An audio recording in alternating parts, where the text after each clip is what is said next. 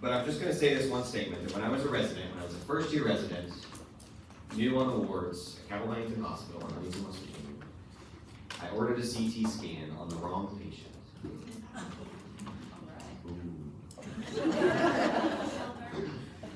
You're all wonder what that has to do with population health and public health, and I'll get to that in the end. I'm going to loop back to that story. But I want to ask quickly about what we have traditionally thought about the population health workforce, or public health workforce. We've got up here health professionals. This was me as a young doctor, ordering that wrong CT scan, the right CT scan on the wrong patient. We've got environmental health, which we have an Office of Environmental Health Services in the Bureau of Public Health. We've got social and community health workforce, which we've talked quite a bit about today, that expands the scope of what we think about in health outside of healthcare and traditional healthcare settings. We've got data analysts, which is another huge need in West Virginia with epidemiologists, biostatisticians, and public health information specialists. We've got leaders, managers, and administrators. Do we really need those? Laboratory personnel. It's a joke. I'm one of those, I guess. We got two health professionals. We have an Office of Laboratory Personnel here too.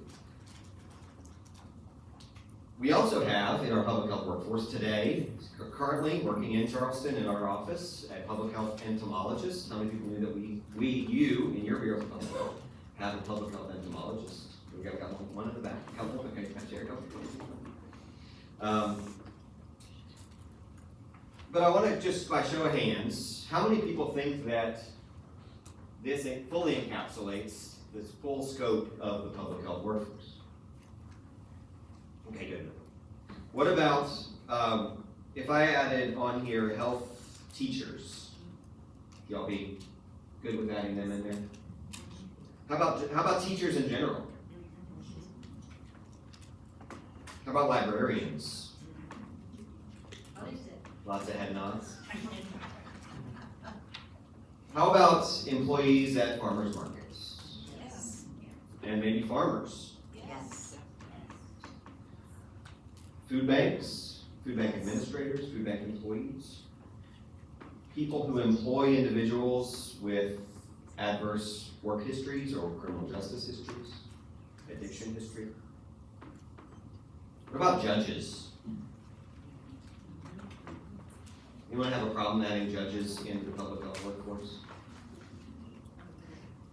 I was expecting someone to have a problem. And then my next question was going to be drug court judges, which I think clearly have a public health scope of practice to their work. Small business people, city planners. The scope of public health is overwhelming at times, or population health is overwhelming, because it really does encapsulate all the things we do as a society and as a culture to advance the wellness and well-being of the people that need that help. The workforce is incredibly broad-based and much beyond just this more traditional or historical definition of public health. And it really reminds me of one of my patients that I had when I was seeing patients in my addiction medicine practice, who was in early recovery, came from Southern West Virginia, was prescribed too many pain pills for too long, came to see me in the office, had lost his family, had lost his job, had lost his car, was living intermittently on other people's couches, so functionally homeless. And we got him on treatment. He was doing better, and was starting to reconcile with his partner, and COVID-19 hit in early 2020. And he slowly lost his employment that he had gained during his course of treatment. He lost his mending relationship with his wife, his partner. He lost some legal battles with CPS and lost access to his children. He lost his housing that he had regained while he was in treatment, and he relapsed. Ended up in the hospital, ended up on maybe some of the health measures that we measure all the time with poor health outcomes in individuals that come back to emergency departments multiple times and have costly medical conditions, and had to have 12 weeks of antibiotics in and out of the ICU. And it really highlights the multidisciplinary nature, that this is, when we say public health and population health affects everyone or affects all of these different entities, it feels very esoteric, it feels hard to pin down. But for him it wasn't. For him it was very, very, very real. His housing, his employment, his mental health issues, his physical health issues, his family structure, his access to his kids, was all tied up into this mess of addiction, of behavioral health issues that we have. So I would argue, and I will argue throughout the course of this presentation and in others until I'm blue in the face, that we need everybody at the table to be able to address these core public health issues of the day. We need educators, we need coaches, we need judges, we need lawyers, we need pastors, we need city planners, we need economic developers, we need small business people, we need large business people to see that giving people a job is not just about helping them meet their bottom line, that they're contributing to the community through increased wages, through giving people hope for the future, for allowing them to set a strong foundation for their families. We saw during the pandemic that, and we've seen that a continued cycling of individuals in the public health and population health field. It was called the Great Resignation for a period of time, not by employees, but by employers who employed, mostly large employers, who really struggled to fill their the seats in their companies. And what it's important to remember is that these individuals didn't disappear. These individuals are still around. They didn't go poof magically into nowhere. They went to go work, for the most part, in other places, or under better circumstances, or in organizations that were more responsive or more willing to meet their needs as employees. In the Bureau for Public Health, I'm going to just speak briefly about some of the turnover that we've seen. As of the beginning part of last month, we had about a 25% vacancy rate.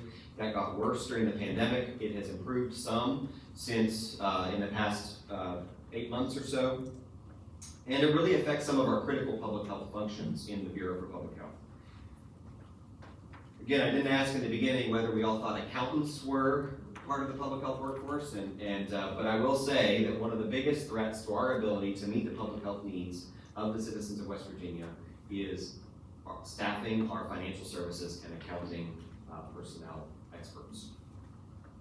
We also have, as you all see, and Secretary Young spoke so eloquently too at the legislature the other day, severe shortages in our Office of Chief Medical Examiner's office, and this comes through the news media periodically every few months, and this is predominantly a workforce issue. We struggle with recruiting enough forensic pathologists. Forensic pathologists are a very narrow group of individuals that went into medicine to help people, and then decided they wanted to dissect people after they had passed away, and then do another fellowship after they do pathology in forensic pathology. So it's very, very difficult to recruit and retain forensic pathologists with a limited number of training spots. We have similar issues with engineers. We have similar issues with public health nurses, not only in the Bureau for Public Health, but in all of our partner local health departments, and as well as chemists, physicians, microbiologists, sanitarians. It's a challenge. We also have public health geologists. And did anyone know we had public health geologists? That work on clean water and well water issues. We also, in our health improvement sections, again, struggle very significantly with some of our data analytics and our epidemiologists and biostatisticians. Some of the services that are at risk because of these shortages are some of our chronic health disease programs and monitoring programs, maternal child and family health programs, violence and injury prevention programs that look at preventable illnesses and injuries, and ways that we can get ahead of those injuries and prevent them from happening in the first place, and our environmental health section as well, which we really struggle with recruitment and retention in those areas. Some of the main reasons, and this pulled from the National Public Health Workforce Interest and Needs Survey, which polled 45,000 staff across the nation. We see very similar numbers on this here in West Virginia. They had prettier graphs on short notice here. So some of the top reasons for leaving are pay and retention. And again, this is something that we struggle with in the Bureau for Public Health, but also in our local health workforce, as well as overload and burnout, which I'm going to talk about towards the end and dig into a bit as one of the biggest threats currently to our public health workforce, but also to our healthcare workforce, which are all working the same goals of improving population health. People stay in public health because they are mission-oriented. They stay in public health because they are usually working for governmental agencies many times in the public health realm, not necessarily population health, but public health. And there's job stability, there's benefit stability, there is predictability with regards to their long-term employment opportunities. We have, within the Bureau and local health departments, as Dr. Keister had mentioned, we have issues with onboarding processes and the bureaucracy of getting people on board in state health departments or at the local level, finding and having a pool of educated applicants, of people that go through nursing school and understand the scope of what it means to work in public health nursing and the value that they would bring to a local health department, of people that graduate from primary care residencies and understand what it would mean to their career, to their community, to their families to work as a local health officer and as a leader in population and public health in their local communities. No offense to our hospitals and clinics in the room, oftentimes can pay much higher salaries than we can pay in the public health realm, which is largely non-RVU or non-volume based type of work. So these are all fairly well-known issues that we struggle with. In the national survey, some of the things that were mentioned were things like, again, burnout, stress, pay, overload, among others.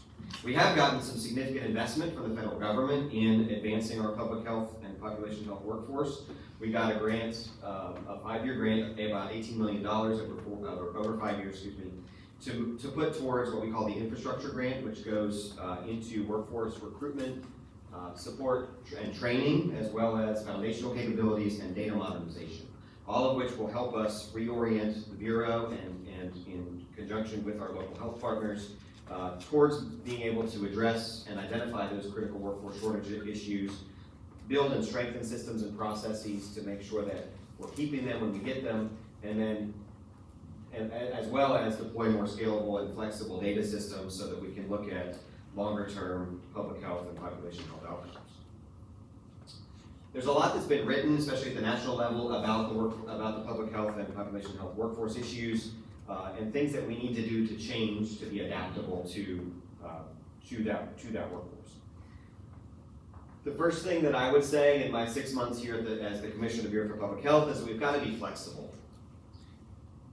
23-year-old students, 22-year-old students leaving as college graduates are not drawn to a career in public health because they want to work there necessarily for 30 years and draw a 30-year pension. Not on their mind. They want flexibility. They want to know that we're going to work with them in the workplace. They want some opportunity for telework.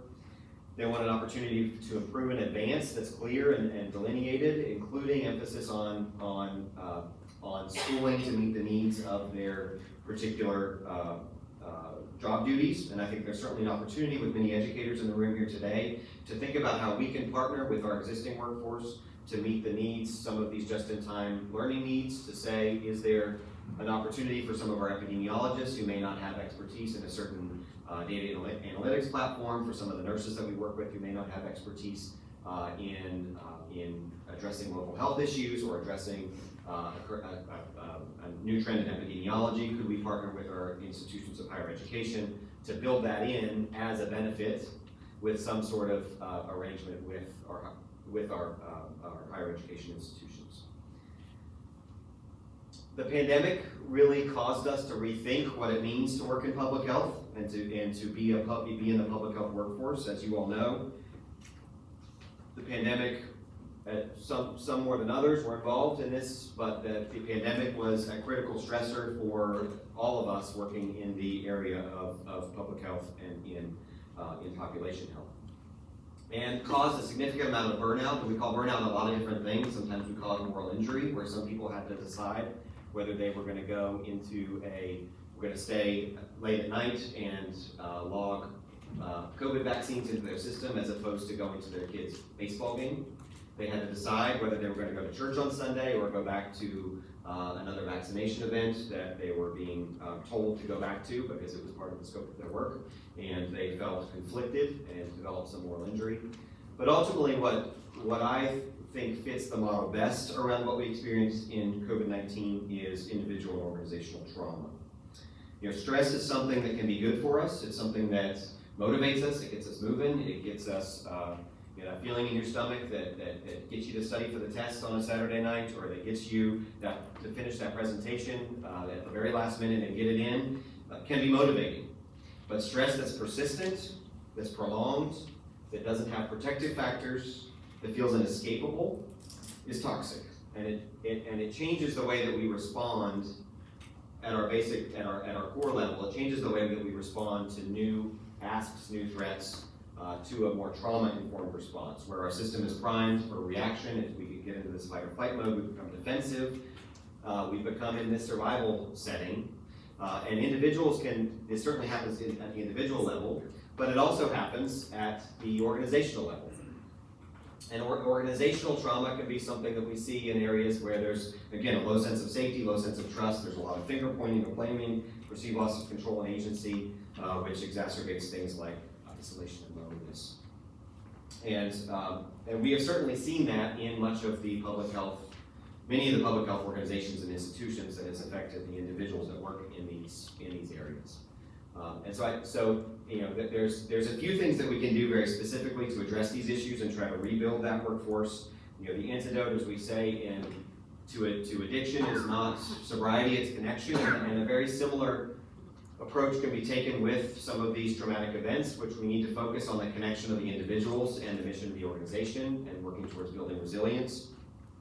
Listening sincerely to each other, making sure that we're building in social time for individual connection within our organizations, recognizing that stress is universal. It happens to all of us. We all have stress, but building in supports and acknowledgement and understanding and talking about that stress is the first thing that we can do to make sure that that doesn't turn into something that leads to longer-term trauma. Giving staff agency and control and pushing down decisions as much as we can to make sure that they feel like they have authority over the decisions that they make is another important way to mitigate some of these stressors.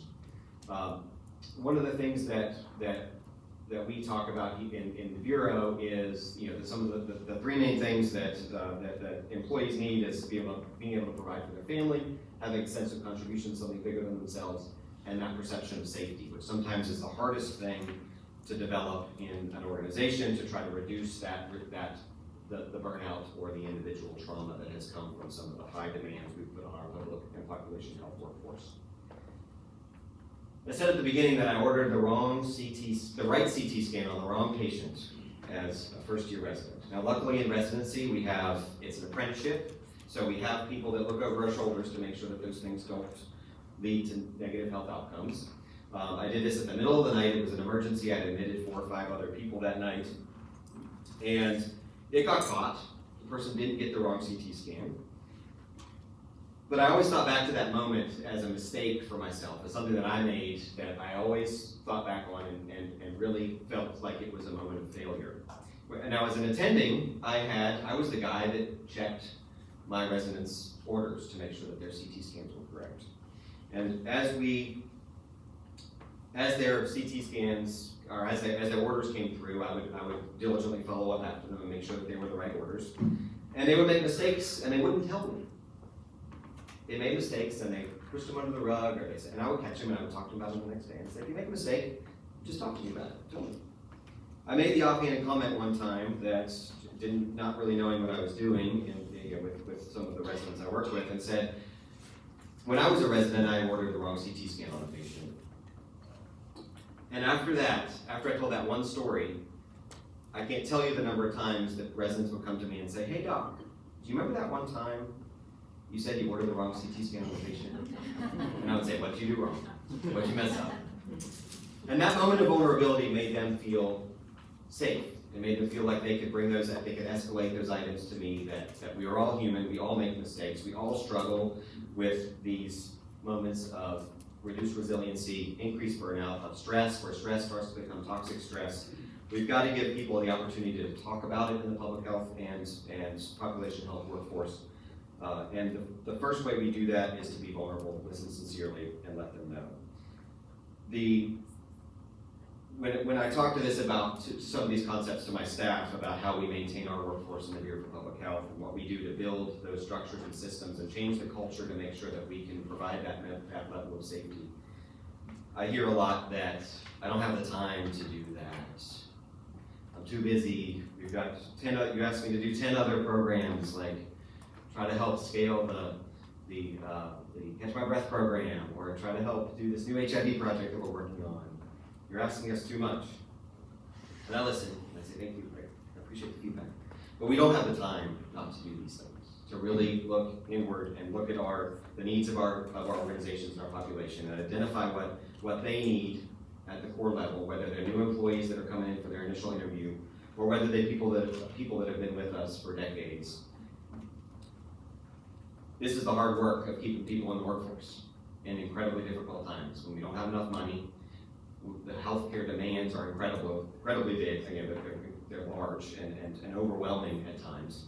The care coordination that we have to do across systems between Unicare and Bureau for Public Health and Daily Health Systems, the partner in health, and everybody in between is an overwhelming task. But the ask is big. But if we're not responsive to the needs of our employees and our public health workforce at the core, which first involves the safety piece, we've lost before we started. So thank you. I'll open it up for questions about the Bureau, and appreciate your attention.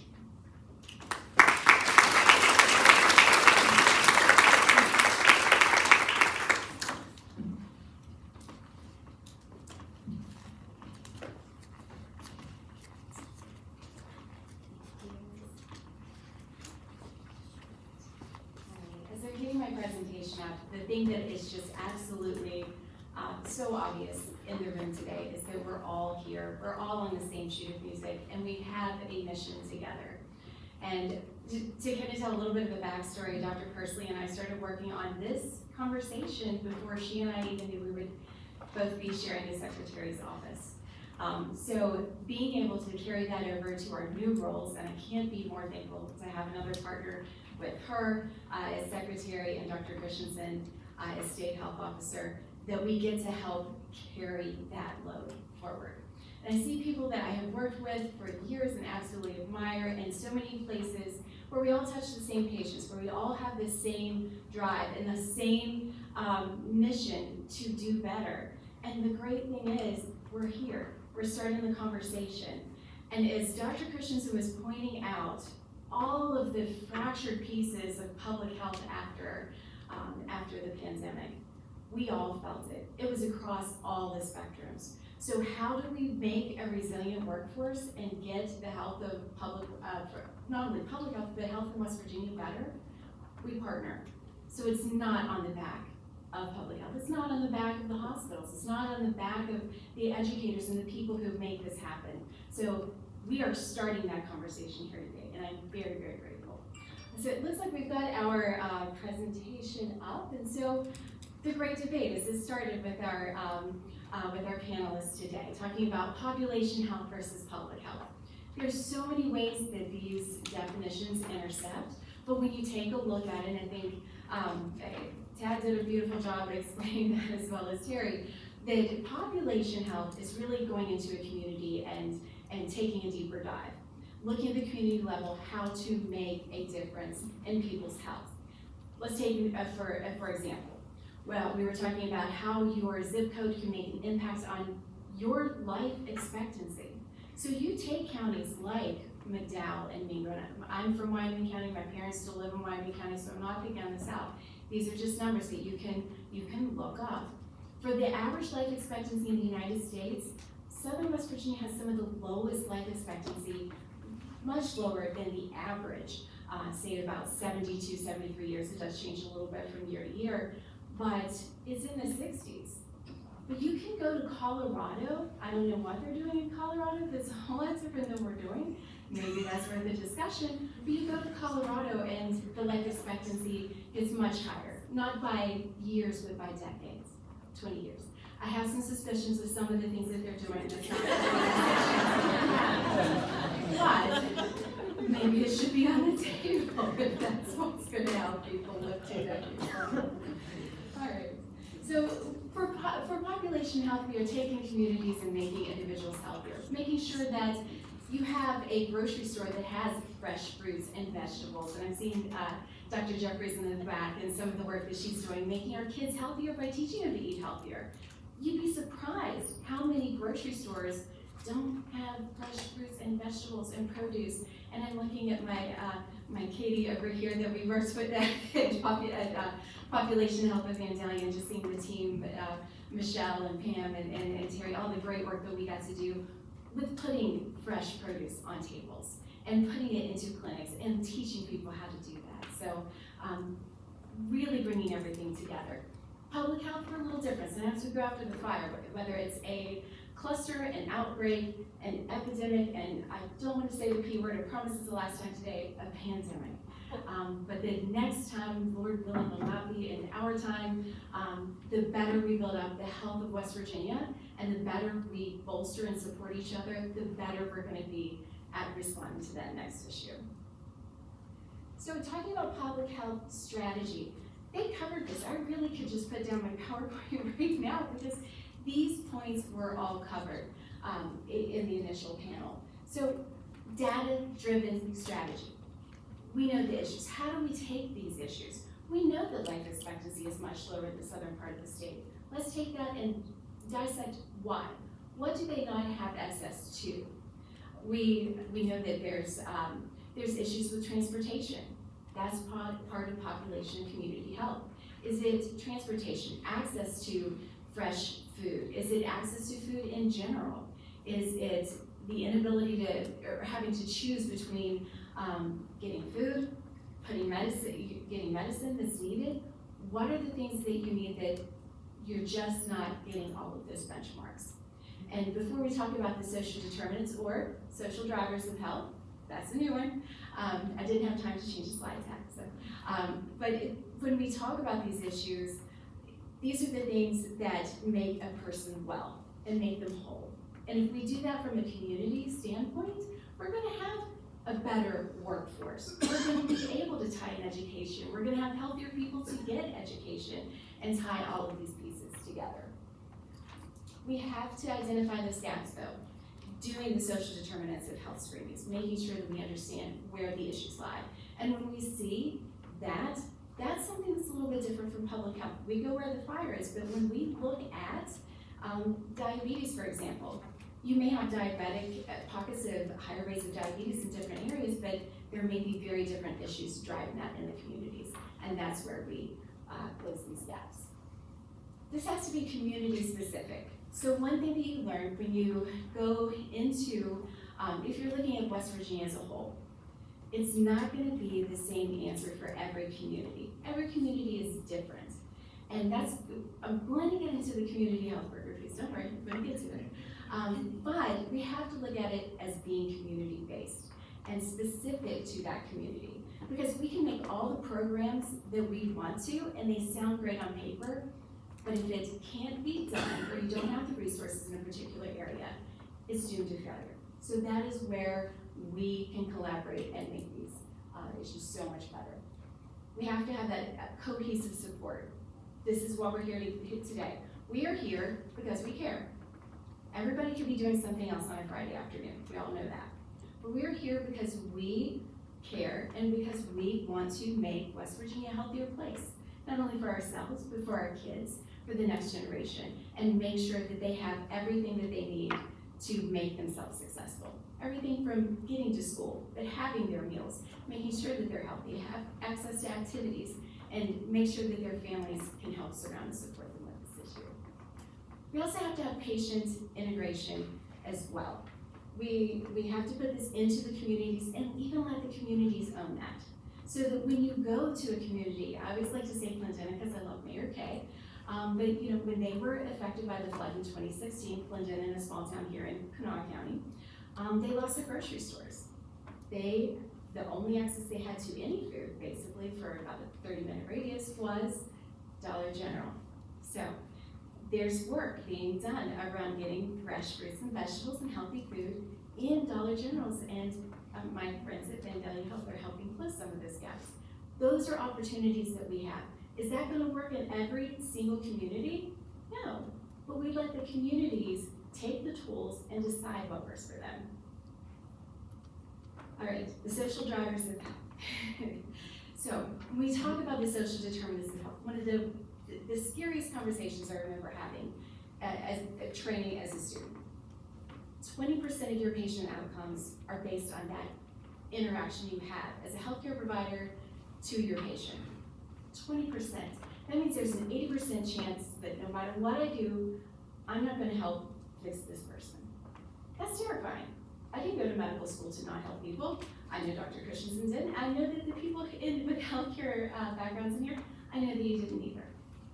But that 80% is so important.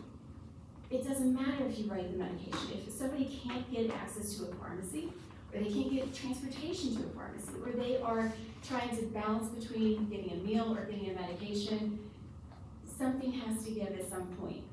And education is a huge piece of this. I'm so happy that the Higher Education Policy Commission is taking this interest and putting us together for this discussion, because we have to integrate that. We have to give our kids a chance so that they have access not only to the things that make them nutritionally and physically sound, but give them the opportunity to be part of that workforce and to provide economic stability, to provide the education, and to give them the tools that they need. So here's another one of those buzzwords. We've heard it today a couple of times, and I love this visual because there's health equality and then there's health equity. And it's exactly what we're saying about getting into communities. You can give everybody the same size stand to see over the fence or to reach the apple in the tree, but if it doesn't fit that person, it's really not helping everybody. So we have to look at people as individuals. We have to look at people in communities to bolster those communities to make those individuals healthier. So this is a very good tool to show people that when we say health equity, it's not going to be everybody gets $50 worth of chicken. Well, some people don't need chicken. Some people don't need chicken. Some people have other needs. We need to make sure that everybody has what they need to be whole, not just part of that, because it's not going to address the issue. It's not going to change our outcomes. So health equity, that is where we go into the communities. We make sure that they have all the tools that they need to be made whole. Community health workers. I think I was somebody at Porter for saying that based on one of the conversations we had earlier. Getting to community health workers and what this looks like and how can that bolster all of our work, getting on the same page. It's so interesting to have been in so many different places and different conversations and starting the community health worker piece. Even Dr. Christiansen, yesterday on our one-on-one, we're sitting there talking about these opportunities. And having everybody come up today talking about the different things you're doing with some variation of community health workers as part of that, or your concept of doing it, and the want to do it, and the knowing that we need to do something like this, whether it is a doula to help provide that gap in maternal care, whether it is someone who, from the faith-based community, somebody from church that drives you to your medical appointments, or gets you to the grocery store, or if it's a retired nurse or a retired medic who comes in and makes sure you've got the right medications when you get out of the hospital. Or if it's just somebody who is there when you get out of the hospital to make sure, did you get everything you were supposed to get? Or having that conduit to say, we do this for care management all the time, but that conduit to say, you were supposed to get IV antibiotics, you were supposed to have a shower chair, you were supposed to have these things, and making sure that the person is made whole as they return home. Because if we don't do that, they go right back to the hospital. Or they wait and they don't get the right care, they end up in the emergency room. And for every person that happens to, it's a loss of opportunity for making them better, but it's also a resource wasted because we could have kept them from using an ambulance. We could have kept them out of the emergency department. And it's just a downstream effect that at some point we all have to jump in and have that starting point. And I think today is one of those starting points. That we get together, we decide what this looks like. How can we collaborate? How can we make our workforce education, public health, private health, hospitals, all of it together make our patients, make our individuals, and make our communities a lot healthier. So someone who is a community, whether, no matter what you call them health coaches, health advisors, peer navigators, peer recovery coaches, whatever that individual, whatever you want to call it, that is somebody who is one of the frontline workers, and that is an extension of us. So when we, as healthcare providers, or we trying to work towards the common good, only have that 20% window to help somebody get healthier, this is one of those pieces completing that 80% that we can't put our hands on. And we have too much at stake at this point. We have too much on the line as far as getting our communities healthier to not have an additional frontline presence, making our patients and communities much healthier.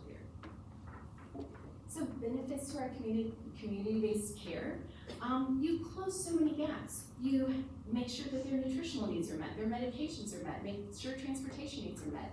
Are they, think about this, you may have a diabetic and you can't figure out why. You prescribe them the same amount of insulin every month and have to adjust and have to adjust and have to adjust it.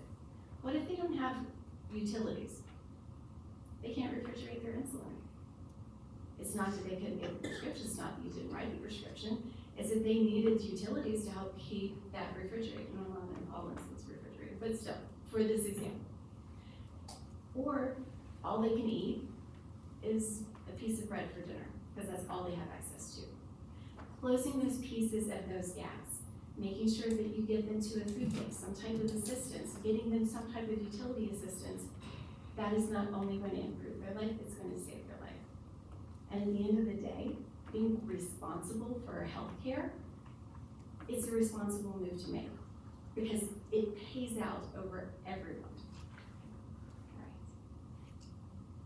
So, next steps, what do we do? This is a great next step, because we're here talking about it.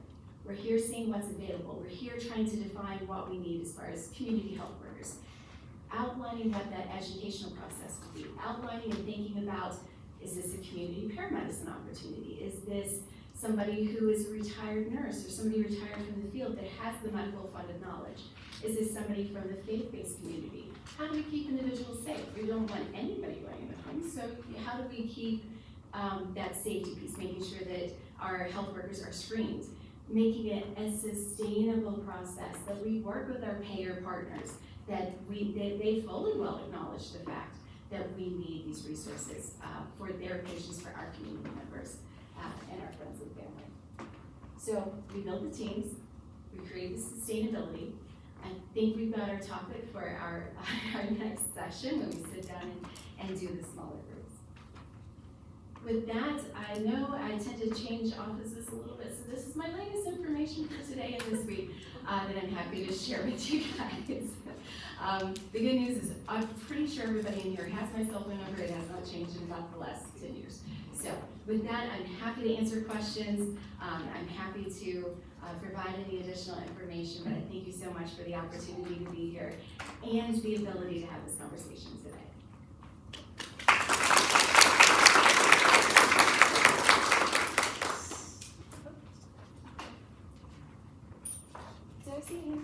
Are there any questions? This is your chance for questions, also for Dr. Christiansen. I'm sorry. Okay, thank you both so much. Great presentations.